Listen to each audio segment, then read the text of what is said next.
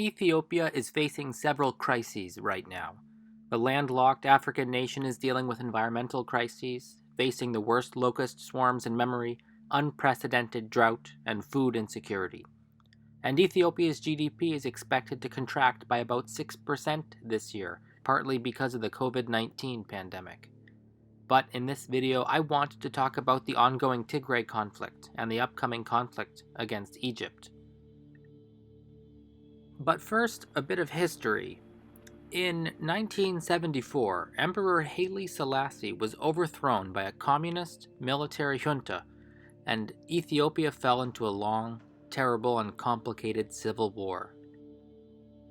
Eventually, in 1991, the rebels won and installed a new government which divided the land into semi-autonomous regions based around ethnic and linguistic divisions.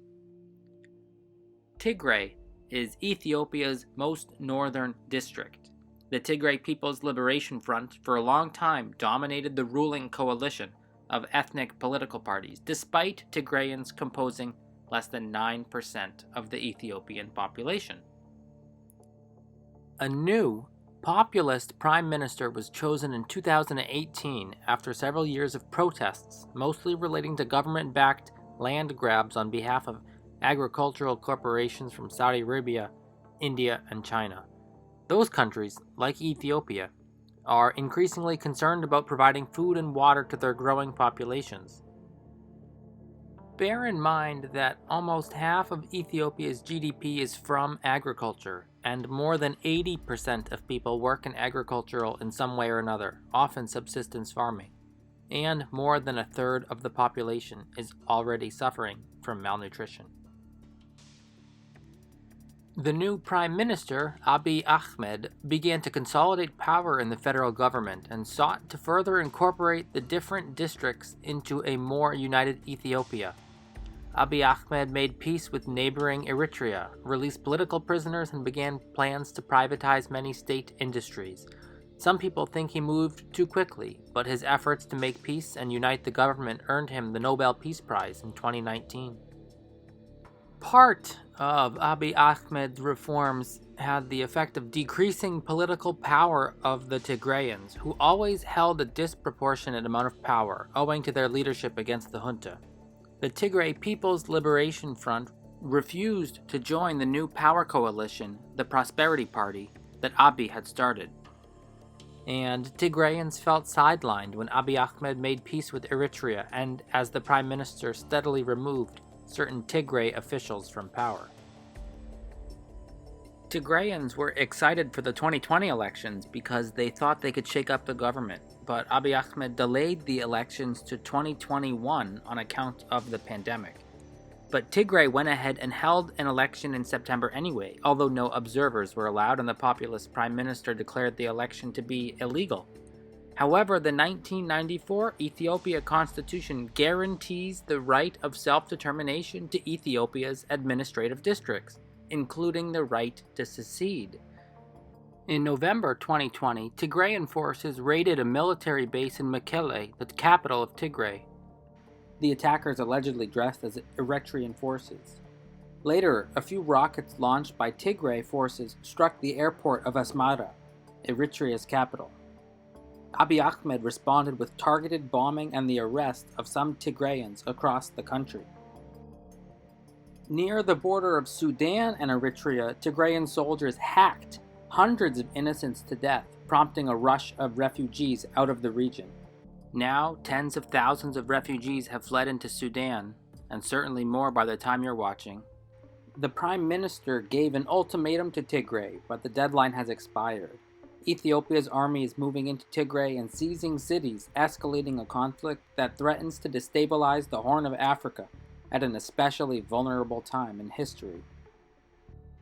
This is taking place alongside the development of another crisis in a different part of the Sudan-Ethiopia border. Ethiopia is sometimes called the water tower of Africa. Although much of the east is unproductive desert, much of Ethiopia is high land, good for agriculture. Many rivers start in the mountains of Ethiopia, and the nation's energy is almost exclusively generated from hydropower. The most important dam in Ethiopia opened in July 2020.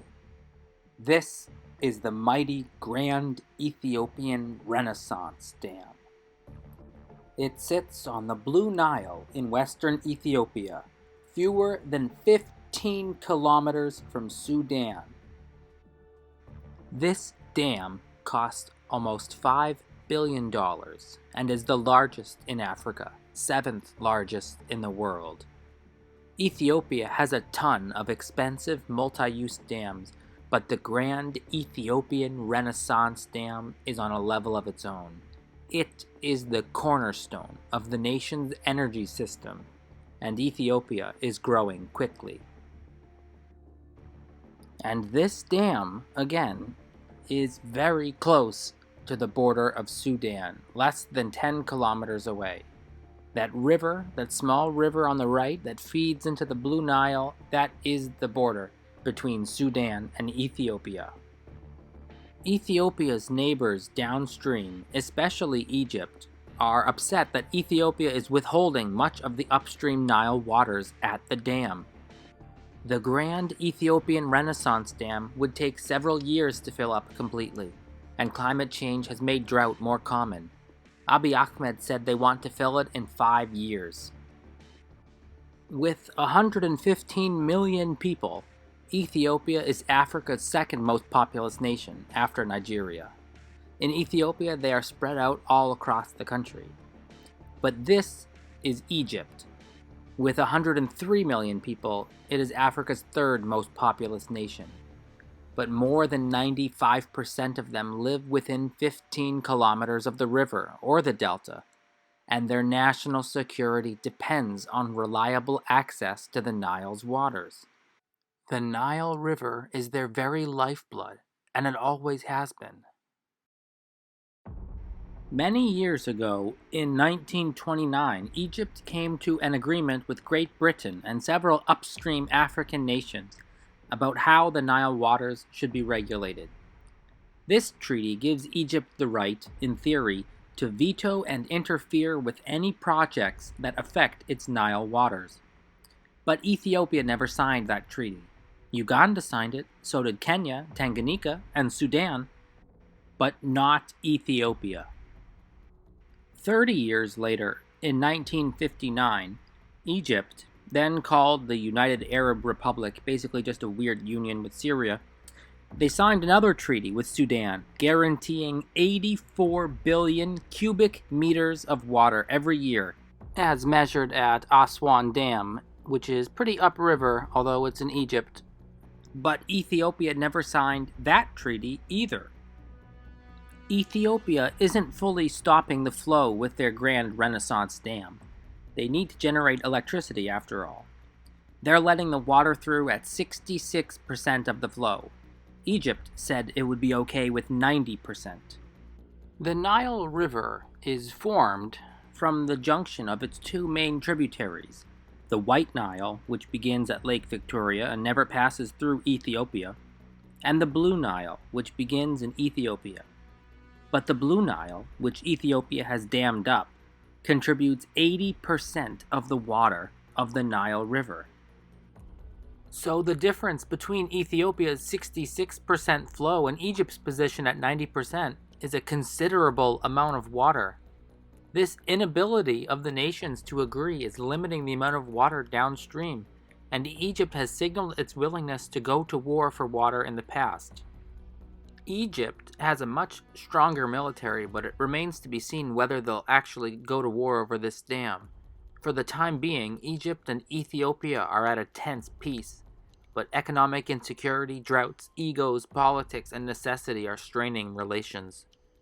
American President Donald Trump made a few comments in October 2020 saying Egypt could try to destroy the dam. It's a very dangerous situation because Egypt is not going to be able to live that way.